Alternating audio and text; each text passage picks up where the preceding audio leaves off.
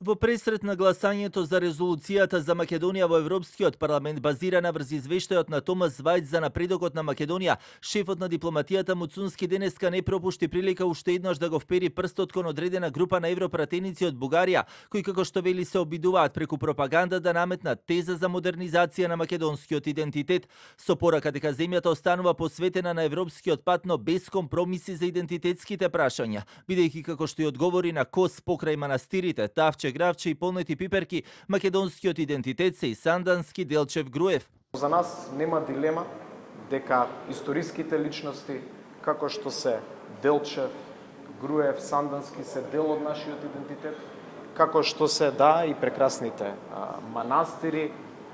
преубавите џами кои што ги има на територијата на нашата држава, клучен фактор на македонскиот национален идентитет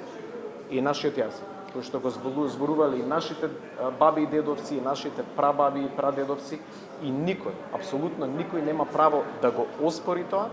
односно да го оспори нашето право да го почитуваме она што е дел од нас како македонци. Откако се актуализираше и темата за така нареченото српско влијание или српски свет, исто така содржана во извештајот на Вајц, во чиј текст се нагласува потребата од отварање на архивите на југословенските тајни служби кои се чуваат и во Македонија и во Србија со цел за јакнување на демократијата, но и стои дека државата останува предмет на непријателски операции на странско влијание преку Унгарија и Србија во поддршка на политиките на Кина и Русија. Премиерот Мицковски пак денеска вели дека не го погледнал тој извештај и дека не верува дека воопшто постои таков официјален документ и дека тоа би било премногу наивно да се верува во такви тези. Не сум го видел тој извештај, кога ќе го видам, ќе го коментирам,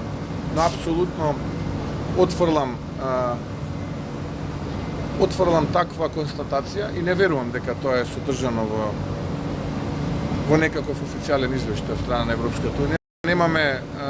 никаква допирна точка со таква констатација. Документот на Вајц за Македонија веќе беше усвоен од АФЕТ, односно Комисијата за надворешна политика во рамките на Европскиот парламент, а неговото официјално гласање треба да биде во период од 7 до 10 јули на пленарното заседание во Страсбург, кога европратениците со гласање ќе треба да се изјаснат. Она што е евидентно е дека темата од ден на ден станува се поактуелна и на домашната и на регионалната политичка сцена, па и на европско ниво. Откако вчера еврокомесарката Кос македонскиот идентитет го поврза со црквите и манастирите, но и македонската традиционална храна.